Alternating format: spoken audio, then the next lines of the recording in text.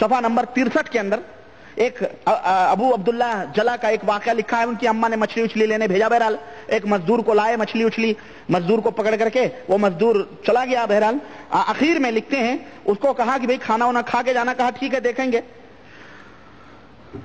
چنانچہ وہ واقعہ لمبا ہے، وہ چھوڑیں آپ اس کو واقعے سے، مطلب وہ مزدور آیا، مچھلی دیا اور بات ختم ہو گئی، چلا گیا. وہ کہتے ہیں ہمارے قریب ہی ایک اپاہج عورت رہا کرتی تھی. ہمارے قریب ہی اپاہج سمجھے نا، لولی لنگڑی. ہم نے دیکھا وہ بالکل اچھی تندرست چلی آ رہی ہے. ہم نے اس سے پوچھا کہ تو کس طرح اچھی ہو گئی؟ کہا میں نے اس مہمان کے طفیل. کون سے مہمان؟ جو تمہارے یہاں مچھلی لے کے آیا تھا، بازار میں نوکری کرتا تھا بیچارہ، وہ غلام تھا، وہ لے آئے تھے مچھلی، وہ واقعہ ہے. بہرحال کہا کہ ہم نے اس مہمان کے طفیل سے دعا کی تھی کہ یا اللہ اس کی برکت سے مجھے اچھا کر دے، تو میں فوراً اچھی ہو گئی. تو کہتی ہیں، کہنے لگے حضرت اس کے بعد جب ہم اس کے تخلیے کی جگہ اس کو دیکھنے گئے تو دیکھا دروازے بند ہیں اور اس مزدور کا کہیں پتہ نہیں ہے، یعنی وہ مزدور بھاگ گیا کہیں چھوڑ. دروازے گھر دیا تھا بھائی وہاں تخلیے میں رہنے کے لیے اس کو، یہاں عبادت کر. کہتے ہیں جب ہم نے یہ سنا تو دوڑ دوڑ کر کے گئے، دیکھے بھائی موجود ہے مزدور، تو ہم بھی تبرک حاصل کریں. اتنے بڑے بزرگ حضرت ابو عبداللہ جلا جن کا واقعہ ذکر کیا، وہ ولی ہو کے ولی کو نہ پہچان سکے، اور وہ پڑوسن عورت جان گئی کتنا بڑا ولی آیا ہے اس کے گھر میں، نعوذ باللہ. ہیں گرو رہ گئے، چیلا شکر ہو گئے. وہ ولی نہیں پہچان سکے کہ یہ ولی ہے، وہ عورت پڑوسن پہچان لے گی. نمبر 1. نمبر 2، واقعہ بتلا رہے ہیں کیا؟ اے لوگو، اولیاء کے واسطوں سے، طفیل سے، صدقات سے، وسیلے سے تمہاری دعائیں قبول ہوتی ہیں. تم اپاہج ہو، تم فلاں ہو، تو قطب دورہ ہم ہیں، ولایت کے مقام پہ ہم فاضل ہیں، فائز ہیں. حضرت مولانا اشرف علی صاحب تھانوی ہیں، مولانا رشید احمد گنگوہی ہیں جن کی اتباع پر نجات موقوف ہے، مولانا امداد اللہ مہاجر مکی اعلی حضرت ہیں، وہ حاجی مولانا محمد حسین صاحب مدنی ہیں، مولانا خلیل احمد سہان پوری ہیں، مولانا شبیر احمد عثمانی ہیں، اور اس دور کے امیر جماعت ہیں. یہ ولی اللہ ہیں، ان کے وسیلے سے دعائیں مانگتے رہو تمہاری نجات. یہ سکھانا چاہتے ہیں. یہ اگر یہ عقیدے بزرگ یہ بریلوی رکھے تو بریلوی رکھے تو وہ کافر ہے. تو کہیں گے مرے ہوئے تھے. ارے جناب تم مرے کیا، تم سڑے ہوئے لوگوں سے بھی مانگتے ہو. وہ میں بتاؤں گا، ابھی نہیں، میں چونکہ ترتیب سے چل رہا ہوں. نماز ہے نا، نماز میں ابھی ہوں، ابھی ذکر کا تو باقی ہی ہے. تو اس طرح سے یہ عقیدے کے خلاف جو قرآن و سنت کا عقیدہ ہے اس کے خلاف یہ تعلیم دی جا رہی ہے. آئیے بسم اللہ الرحمن الرحیم. آپ نے غیر مقلدین کے فضیلت الشیخ معراج ربانی صاحب کی زبانی مولانا زکریا رحمۃ اللہ علیہ پر اور فضائل اعمال پر اعتراض کو سنا. معراج ربانی صاحب غیر مقلدین کے ہاں بہت بڑے محقق اور بہت بڑے اسکالر سمجھے جاتے ہیں. آپ نے ان کی زبانی اعتراض تو سن ہی لیا ہے. معراج ربانی صاحب نے مختصر طور پر اس واقعے کو بیان کیا ہے اور اس پر اعتراض بھی کیا ہے. آپ نے اعتراض تو سن ہی لیا ہے. معراج ربانی صاحب اس واقعے پر اعتراض کرتے ہوئے کہتے ہیں قرآن و سنت کے خلاف عقیدہ کی تعلیم دی جا رہی ہے. یعنی اس واقعے پر اعتراض کرتے ہوئے کیا کہتے ہیں؟ قرآن و سنت کے خلاف جو ہے عقیدہ کی تعلیم دی جا رہی ہے. ان کا اعتراض اس واقعے پر. اب ہم معراج ربانی صاحب سے یہ کہتے ہیں جیسا کہ آپ نے کہا کہ قرآن سنت کے خلاف عقیدے کی تعلیم دی جا رہی ہے، آئیے دیکھتے ہیں معراج ربانی صاحب کے بقول اس عقیدے کی تعلیم دینے والے اسلاف میں سے کون کون سے علماء ہیں. مختصر طور پر ان کے میں کچھ حوالے جات پیش کر دیتا ہوں. سب سے پہلے میں روض الریاحین سے اس واقعے کا حوالہ بھی دوں گا اور واقعہ بھی سنا دوں گا کہ واقعہ کیا ہے پورا کا پورا، تاکہ آپ کو اس واقعے کی اہمیت پتہ چل جائے کہ مولانا زکریا رحمۃ اللہ علیہ یہ واقعہ کیوں لے کر آئے. مولانا زکریا رحمۃ اللہ علیہ یہ واقعہ لے کر آئے ہیں نماز کی اہمیت کو بیان کرنے کے لیے کہ دیکھیے ایک بچے کے نزدیک نماز کی امپورٹنٹ اور نماز کی اہمیت کیا ہے، تاکہ ہمارے اندر نماز کا ذوق و شوق پیدا ہو. معراج ربانی صاحب اعتراض نماز سے ریلیٹڈ کرنے کے بجائے ایک عقیدہ وسیلے کے تعلق سے گڑھا اور پھر جو ہے اعتراض انہوں نے وسیلے کے تعلق سے کیا. ہم آگے انشاءاللہ ان کے اشکالات کا جواب دیں گے. سب سے پہلا حوالہ روض الریاحین سے. روض الریاحین جو ہے اس کا اردو ترجمہ ہے نزہۃ البساتین. نزہۃ البساتین جو ہے اس میں یہ امام یافعی رحمۃ اللہ علیہ کتاب ہے روض الریاحین، جن کی وفات 768 ہجری میں ہوئی، جیسا کہ میں پچھلی کئی ویڈیو میں حوالہ دے چکا ہوں۔ غیر مقلدین کے نزدیک یہ سکہ پرسنالٹی ہے۔ واقعہ نمبر 229 پر اس واقعے کو بیان کیا ہے، جلد نمبر 1 صفحہ نمبر 239۔ اب واقعہ کیا ہے، میں اردو ترجمہ جو روض الریاحین کا اردو ترجمہ نزہۃ البساتین اس سے پڑھ کر سناتا ہوں۔ حکایت نمبر 229۔ ابو عبداللہ جلا رحمۃ اللہ علیہ فرماتے ہیں، ایک دن میری والدہ نے میرے والد سے مچھلی کی خواہش کی۔ وہ بازار کو گئے اور میں بھی ساتھ تھا، ہمراہ تھا۔ مچھلی خرید کر گھر تک پہنچانے کے واسطے مزدور کی تلاش تھی۔ ایک لڑکا ان کے قریب کھڑا تھا، کہنے لگا چچا اسے اٹھانے کے واسطے مزدور چاہیے؟ تو کہا ہاں۔ اس نے اپنے سر پہ اٹھا لیا اور ہمارے ساتھ چلا۔ راستے میں اذان کی آواز آئی۔ اس لڑکے نے کہا کہ مؤذن نے اذان کہی اور مجھے طہارت کی ضرورت ہے، پھر نماز پڑھوں گا۔ اگر تم راضی ہو تو انتظار کرو، ورنہ اپنی مچھلی لے جاؤ۔ اور مچھلی رکھ کر چلا گیا۔ والد نے کہا کہ بچے نے خدا پر توکل کیا، ہمیں بدرجہ اولا توکل کرنا چاہیے۔ چنانچہ مچھلی وہیں چھوڑ کر ہم بھی مسجد میں داخل ہوئے اور ہم نے اس لڑکے نماز پڑھی۔ جب مسجد سے نکلے تو مچھلی اسی جگہ تھی جہاں ہم نے رکھی تھی۔ لڑکا اسے اٹھا کر ہمارے ساتھ ہمارے گھر تک چلا۔ والد نے قصہ والدہ سے بیان کیا۔ والدہ نے کہا اس سے کہو کہ بیٹھے اور ہمارے ساتھ مچھلی کھائے۔ لڑکے نے کہا میں روزہ سے ہوں۔ پھر کہا شام کو آ جاؤ۔ کہا جب ایک بوجھ اٹھا لیتا ہوں تو پھر دوبارہ تکلیف نہیں کرتا ہوں اور قریب کی مسجد میں جا بیٹھتا ہوں۔ شام کو آ جاؤں گا۔ چنانچہ جب شام ہوئی تو آیا، ہم نے اس کے ساتھ کھانا کھایا۔ جب ہم فارغ ہوئے تو اسے طہارت کی جہاں بدلا دی۔ جب ہم نے دیکھا اسے تنہائی پسند ہے تو ہم الگ ہو گئے ہمارے قریب ایک اپاہج عورت رہتی تھی، رات کو چلتی ہوئی ہمارے یہاں آئی۔ ہم نے کہا تو کیوں کر اچھی ہو گئی؟ کہا میں نے دعا کی اے رب اس مہمان کی برکت سے مجھے اچھا کر دے، بس میں کھڑی ہو گئی۔ پھر ہم اس کے پاس گئے تو دیکھا کہ دروازہ بند ہے اور لڑکے کا پتہ نہیں، رضی اللہ تعالیٰ عنہ۔ مؤلف کہتے ہیں اولیاء اللہ بچے بھی ہوتے ہیں، بڑے بھی ہوتے ہیں، غلام بھی ہوتے ہیں، احرار بھی ہوتے ہیں، عورتیں بھی ہوتی ہیں، مرد بھی ہوتے ہیں۔ یہ آگے مطلب بیان کر رہے ہیں امام یافعی رحمۃ اللہ علیہ کہ بچے بھی جو ہے اولیاء اللہ میں سے ہو سکتے ہیں۔ یہ میں نے واقعہ امام یافعی رحمۃ اللہ علیہ کے حوالے سے بیان کر دیا۔ اب دیکھیے اس میں نماز کی اہمیت کو بیان کرنے کے لیے کہ ایک بچے کے نزدیک دیکھو نماز کی امپورٹنٹ اہمیت کیا ہے، اسی وجہ سے مولانا زکریا رحمۃ اللہ علیہ اس حکایت کو فضائل نماز میں لے کر آئے۔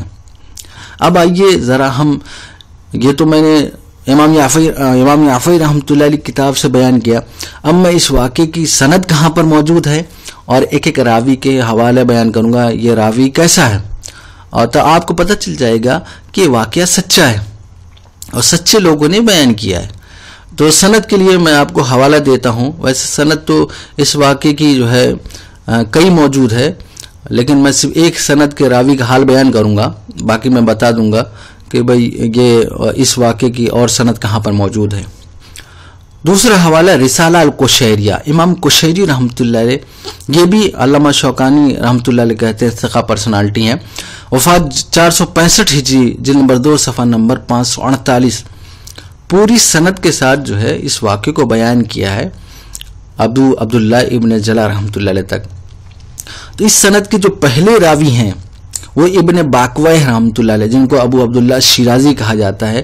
سیر اعلام النبلہ میں علامہ ذہبی رحمۃ اللہ علیہ وفات جن کی 748 ہجری میں ہوئی، جلد نمبر 13 صفحہ نمبر 206 پر علامہ ذہبی رحمۃ اللہ کے بارے میں لکھتے ہیں امام الصالح محدث شیخ الصوفیہ۔ اب دیکھیے اتنے بڑے بڑے القابات سے نوازا جا رہا ہے کن کو، ابو عبداللہ شیرازی رحمۃ اللہ جو پہلے راوی ہیں۔ اور یہ دوسرے راوی عبدالواحد بن بکر الورثانی، کنیہ ان کی جو ہے کنیت ابو الفرج ہے، رتبہ جو ہے صدوق حسن الحدیث ہے۔ اس راوی کا لنک جو ہے ہم ڈسکرپشن میں دے دیں گے، آپ وہاں دیکھ سکتے ہیں، جرح و تعدیل بھی دیکھ سکتے ہیں، راوی کا حال بھی دیکھ سکتے ہیں۔ یہ سلفی سائٹ سے میں انشاءاللہ اس کا لنک آپ کو ڈسکرپشن میں دے دوں گا، عبدالواحد بن بکر الورثانی کا، وہاں دیکھ سکتے ہیں۔ تیسرے راوی جو ہے محمد بن علی بن حسین المقری ہیں۔ روض الباسم جو ہے کتاب ہے، نائف بن صلاح منصوری سلفی اسکالر ہیں، جلد نمبر 2 صفحہ نمبر 1143 پر تفصیلاً ان کے بارے میں نقل کیا. آخر میں کہتے ہیں ثقہ ہیں، فقیہ ہیں. چوتھے راوی جو ہیں وہ ابو عبداللہ ابن جلا رحمۃ اللہ علیہ، جنہوں نے یہ واقعہ نقل کیا.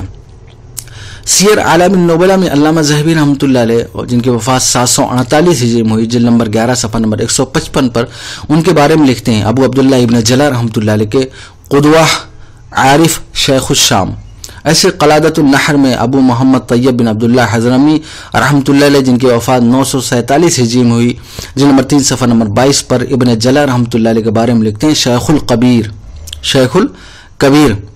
اس سے پتہ چلا کہ بھئی یہ واقعہ جو ہے یہ سچا ہے اور سچے لوگوں نے بیان کیا. اب اس واقعے کی ایک دوسری سند بھی جو ہے موجود ہے، لیکن وہاں پر اسی کے مقارب، اسی قریب واقعہ ہے، لیکن اس واقعے کو ابن جلا رحمۃ اللہ علیہ کے والد نے بیان کیا ہے. اب حوالے کے لیے دیکھیے کرامات اولیاء امام لالکائی رحمۃ اللہ علیہ، یعنی یہ جو کتاب عقائد اہل سنہ کے نام سے جانی جاتی ہے، جس کو کرامات اولیاء کہا جاتا ہے. امام لالکائی رحمۃ اللہ علیہ وفات 418 ہجری، روایت نمبر 217 ہے، جن نمبر 9 صفحہ نمبر 276 پر. اس میں پوری سند کے ساتھ ابو عبداللہ ابن جلا رحمۃ اللہ علیہ کے والد سے واقعہ نقل کیا گیا. چوتھا حوالہ المنتقى من سماعات محمد بن عبد الرحیم مقدسی رحمۃ اللہ علیہ، اور اس کے رائٹر ہے ابن الکمال حنبلی رحمۃ اللہ علیہ، وفات 688 ہجری، جلد نمبر 1 صفحہ نمبر 27 پر. یہ بھی سند کے ساتھ اس میں یہی واقعہ موجود ہے. پانچواں حوالہ سیر سلف الصالحین اسماعیل بن محمد اصبہانی رحمۃ اللہ علیہ، وفات 535 ہجری، جلد نمبر 1 صفحہ نمبر 1266. اس میں بھی جو ہے سند کے ساتھ یہ پورا واقعہ موجود ہے. چھٹا حوالہ مسالک الابصار شہاب الدین رحمۃ اللہ علیہ، وفات 749 ہجری، جلد نمبر 8 صفحہ نمبر 130 پر یہ واقعہ موجود ہے. ساتواں حوالہ الانتصار للاولیاء الاخیار یوسف بن ملا عبد الجلیل، وفات 1241 ہجری، صفحہ نمبر 89 پر 89 پر یہ واقعہ موجود ہے. آٹھواں حوالہ نشر المحاسن امام یعفعی رحمۃ اللہ علیہ، وفات 768 ہجری، صفحہ نمبر 31 پر یہ واقعہ موجود ہے. نواں حوالہ کنز الدرر ابو بکر بن عبداللہ بن ایبک دراوردی رحمۃ اللہ علیہ، وفات 736 ہجری کے بعد ان کی وفات ہوئی ہے، جلد نمبر 5 صفحہ نمبر 50 پر یہ واقعہ موجود ہے. 10واں حوالہ انباء نجباء الامنا ابو عبداللہ محمد بن ابی محمد مکی الثقلی رحمۃ اللہ علیہ، وفات 565 ہجری، صفحہ نمبر 154 155 پر یہ واقعہ موجود ہے. 11واں حوالہ مناقب الابرار حسین بن نصر ابن خمیس، وفات 552 ہجری، صفحہ نمبر 411 410 پر یہ واقعہ موجود ہے. 12واں حوالہ المختار من نوادر الاخبار محمد بن احمد المقری رحمۃ اللہ علیہ، وفات 758 ہجری، صفحہ نمبر 255 254 پر واقع موجود ہے. 13واں حوالہ حدائق اولیاء ابن ملقن رحمۃ اللہ علیہ، وفات 804 ہجری، جلد نمبر 2 صفحہ نمبر 517 پر یہ واقعہ موجود ہے. 14واں حوالہ المختار من مناقب الاخیار ابن اسیر جزری رحمۃ اللہ علیہ، وفات 606 ہجری، جلد نمبر 5 صفحہ نمبر 305 304 پر واقعہ موجود ہے. 15واں حوالہ صفت الصفوہ ابن جوزی رحمۃ اللہ علیہ، وفات 597 ہجری، جلد نمبر 1 صفحہ نمبر 664 پر یہ واقعہ موجود ہے. 16واں حوالہ الرقہ والبکا ابن قدامہ مقدسی رحمۃ اللہ علیہ، وفات 620 ہجری، صفحہ نمبر 395 396 397 پر پوری سند کے ساتھ یہ واقعہ موجود ہے. اب ہم نے آپ کے سامنے 16 بڑے بڑے اسکالر سلف کے عالم کے حوالے سے بیان کیا کہ انہوں نے یہ واقعہ بیان کیا ہے. معراج ربانی صاحب جیسے فرما رہے ہیں کہ قرآن و حدیث کے خلاف عقیدے کی دعوت دی جا رہی ہے، فضائل اعمال پر اعتراض کرتے ہوئے، مولانا زکریا رحمۃ اللہ علیہ پر اعتراض کرتے ہوئے. معراج ربانی صاحب ان لوگوں نے بھی اس واقعے کو نقل کیا اور بیان کیا ہے، مولانا زکریا رحمۃ اللہ علیہ نے نقل کیا ہے. تو ذرا ان لوگوں کے بارے میں بھی آپ فرما دینا، یہ قرآن و حدیث کے خلاف نعوذ باللہ تعلیم دینے والے تھے. ذرا ان کے بارے میں کچھ فتویٰ، کچھ اپنا تبصرہ فرما دیں کہ میں نے سلف کے جو ہے بڑے بڑے اسکالر کے حوالے سے پیش کیا کہ بھئی انہوں نے اس واقعے کو بیان کیا ہے. تعجب کی بات یہ ہے کہ مولانا زکریا رحمۃ اللہ نماز کی اہمیت کو بیان کرنے کے لیے واقعہ بیان کر رہے ہیں، لیکن معراج ربانی صاحب اس پر تبصرہ کرتے ہوئے، جبکہ مولانا زکریا رحمۃ اللہ علیہ نے نہ اس واقعے کو وسیلے کے تعلق سے استدلال کیا ہے بلکہ نماز کی اہمیت کو بیان کرنے کے لائے. لیکن ہوتا کیا ہے کہ میرا جبانی صاحب اپنے آپ کو مجتہد اعظم سمجھتے ہوئے جو بھی چاہتے ہیں کسی واقعے پر اجتہاد استنباط کر کے مولانا زکریا رحمۃ اللہ علیہ کے حوالے سے پھر اعتراض کرتے ہیں. جبکہ مولانا زکریا رحمۃ اللہ علیہ نے یہ سب تبصرہ اپنی کتاب میں ایسا نہیں کیا کہ بھئی اس واقعے سے یہ ثابت ہوتا ہے یہ ثابت ہوتا ہے، بلکہ انہوں نے نماز کی امپورٹنس اور اہمیت کو بیان کرنے کے لیے واقعہ لائے. میرا جبانی صاحب اب کیا فرماتے ہیں، ان کا تبصرہ سنیے. کہہ رہے ہیں واقعہ بتلا رہے ہیں اولیاء کے واسطوں سے وسیلے سے تمہاری دعائیں قبول ہوتی ہیں، قطب دورہ ہم ہیں، ولایت کے مقام پر ہم فائز ہیں. میراج ابانی صاحب کیا یہ لوگ جنہوں نے یہ واقعہ بیان کیا ہے ان کے بارے میں بھی کہہ دینا، کیا یہ لوگ یہی بتانا چاہتے ہیں قطب دورہ ہم ہیں، ولایت کے مقام پر ہم فائز ہیں؟ یہ جتنے بھی حوالے میں نے 16 حوالے آپ کے سامنے پیش کیے، ذرا ان کے بارے میں بھی کچھ تبصرہ فرما دیں، ورنہ یہ ایسے تبصرہ کرنے کا جواب جو ہے، یہ جو تبصرہ آپ کرتے ہیں اس کے جواب کی کوئی حاجت نہیں ہوتی ہے، کیونکہ آپ کا فالتو کا تبصرہ ہوتا ہے. آگے فرماتے ہیں ان کے وسیلے سے مانگتے رہو تمہاری نجات ہے، یہ سکھانا چاہتے ہیں. تو میراج ابانی صاحب کیا جو ہے یہ جنہوں نے واقعہ جتنے لوگوں نے بیان کیا کیا یہ سکھانا چاہتے ہیں جیسا آپ تبصرہ مولانا زکریا رحمۃ اللہ علیہ پر کر رہے ہیں؟ ذرا ان کے بارے میں بھی فرما دیں. آگے جو جواب انہوں نے کہا ہے میں اس کا جواب اب دیتا چلو. کہتے ہیں اگر یہ عقیدہ بریلوی رکھے تو ہم لوگ اس کو کافر کہتے ہیں. میراج ابانی صاحب جو وسیلہ یہاں پر جس کا تذکرہ جو ہے ہوا ہے اس بنیاد پر کوئی آدمی کوئی دیوبندی جو ہے بریلوی کو کافر نہیں کہتا. یہ تو آپ کا جو ہے صرف زبانی جمع خرچ ہوتا اور دیوبند والوں پر جھوٹ ہوتا ہے، نہ کوئی حوالہ تو پیش کرتے آپ. اس بنیاد پر کوئی بھی آدمی جو ہے دیوبند کا بریلوی کو اس وسیلے جو یہاں پر تذکرہ ہے کافر نہیں کہتا. یہ تو آپ کا دیوبند پر جھوٹ ہے. ورنہ ہم جانتے ہیں کہ آپ نے جو اعتراض کیا صرف ضد اور تعصب کی بنیاد پر اعتراض کیا، ورنہ جو یہاں جس وسیلہ کا تذکرہ ہے یہاں پر تو اس وسیلے کو تو آپ لوگ بھی کہتے ہیں کہ مانتے ہیں کہ ہم زندوں کا وسیلہ مانتے ہیں، وفات کے بعد کے وسیلے کا انکار کرتے ہیں. یہ تو آپ لوگ بھی یہ بات کہتے ہیں کہ بھئی ہم زندوں کو وسیلہ مانتے ہیں. یہاں پر تو زندے کا وسیلہ موجود ہے، پھر آپ کا اعتراض کیسا؟ اور آگے کہتے ہیں اب ذرا میں جو ہے یہ جو وسیلہ جس پر یہ اعتراض کر رہے ہیں اور پھر جھوٹ بھی بولا ہے کہ ہم بریلوی کو نعوذ باللہ من ذالک جو ہے ہم ان پر جو ایسی بات کہتے ہیں کہ بھئی اس بنیاد پر ہم کہتے ہیں کہ وہ کافر ہیں. یہ میراج ابانی صاحب کا سراسر اتہام اور جھوٹ ہے دیوبند پر.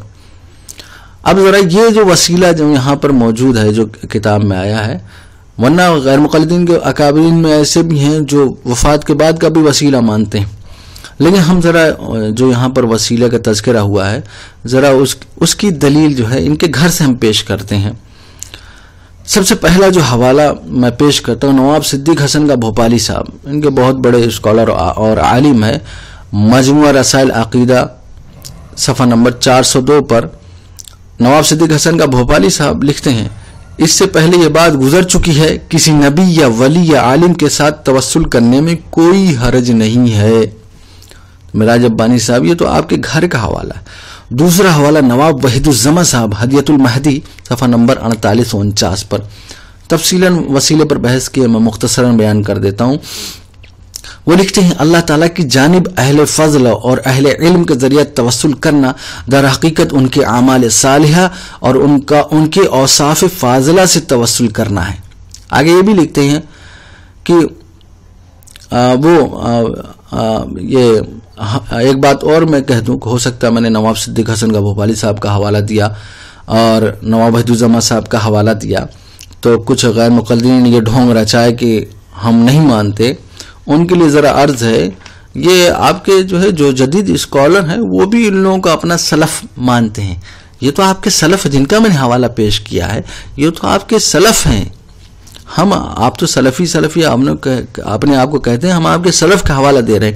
ابو صہیب محمد داؤد ارشد صاحب ہیں، انہوں نے کتاب لکھی ہے جو غیر مقلدین بڑا پیش کرتے ہیں کہ بھئی دیکھو ہماری اہل حدیث اور اہل حدیث کتاب کا جواب ہے.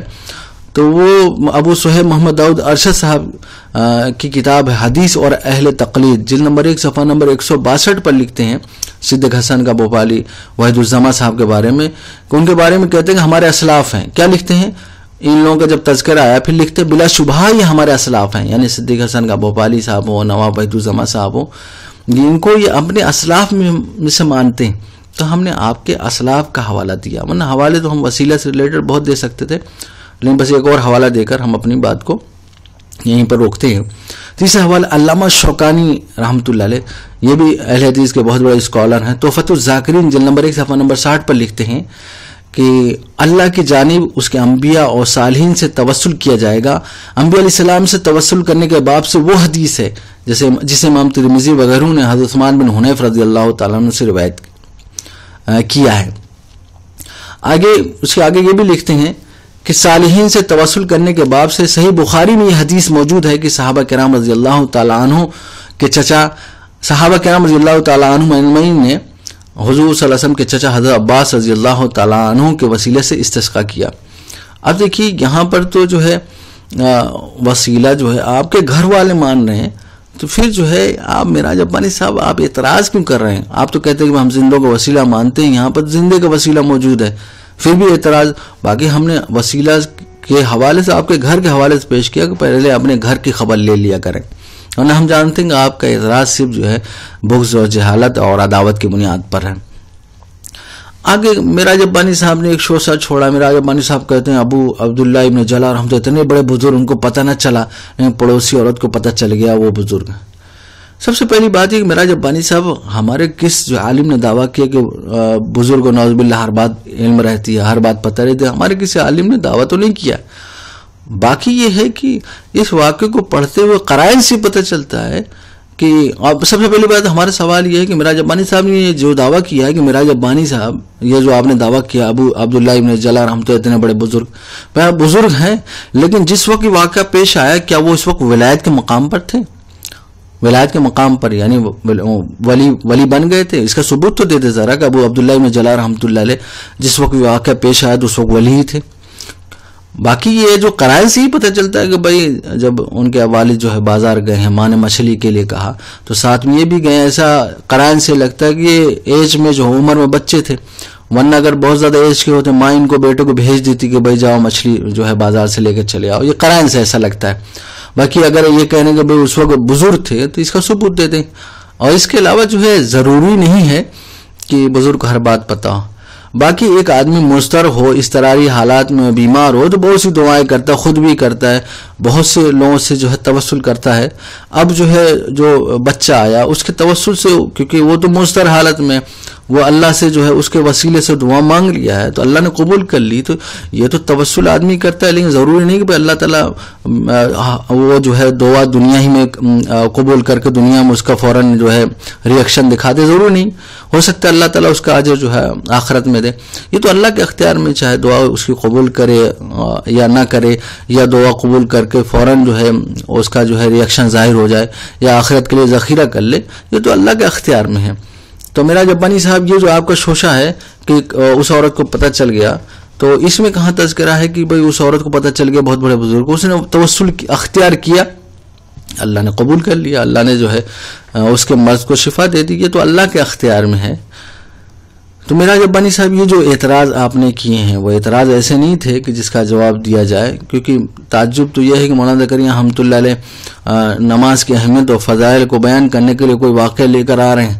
آپ نے وہاں سے تو کچھ بننا نہیں ہے. اعتراض دیکھا کہ اتنا ایک بچہ ہے، اتنی زیادہ نماز کی عظمت اور اہمیت اور روزہ بھی رکھ رہا ہے، یہ اعتراض آپ کو نہیں بنا، تو آپ نے توسل کو بنیاد بنایا جس توسل کو آپ خود مانتے ہیں. آپ کے میں نے گھر کا حوالہ دیا اور پھر اعتراض کر دیا. ورنہ یہ بات مولانا زکریا رحمۃ اللہ علیہ محدث ہیں، عالم ہیں، اسکالر ہیں، یہ جانتے ہیں کہ بھئی ایسے واقعات جو ہے کسی چیز کے لیے، جیسا کہ میں پچھلے ان کے گھر کے حوالے دے چکا ہوں کہ واقعات اور قصص حکایت سے کوئی عقیدہ جو ہے کوئی مسئلہ ثابت نہیں ہوتا. یہاں پر تو یہ حکایت کا معاملہ ہے. اور مولانا زکریا رحمۃ اللہ علیہ جو ہے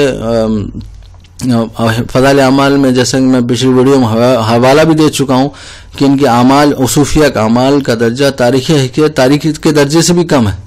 تو یہ ایسے واقعات جو ہے یہ کوئی بطور حجت کے اور عقیدہ جو استنباط کرنے کے لیے جو ہے استدلال میں پیش نہیں کی جا سکتے. تو آپ نے فالتو میں اس کو عقیدہ بنا کر اعتراض کرنا شروع کیا. ورنہ مولانا زکریا رحمۃ اللہ کیا اس کو عقیدہ بنا کر مولانا زکریا رحمۃ اللہ کیا اس کو عقیدہ کی بنیاد بنائے؟ مولانا زکریا رحمۃ اللہ تو نماز کی اہمیت کو بیان کرنے کے لیے اس واقعے کو نقل کیا ہے. باقی یہ جو میں نے حوالے جات پیش کیے ہیں، انشاءاللہ میں ان حوالے جات کا اسکین جو ہے ڈسکرپشن میں لنک دے دوں گا، آپ جتنے بھی حوالے جات ہیں وہاں دیکھ سکتے ہیں. اللہ تعالی ہمیں ضد و تعصب سے بچائے اور غیر مقلدین کے فتنوں سے محفوظ فرمائے. آمین ثم آمین.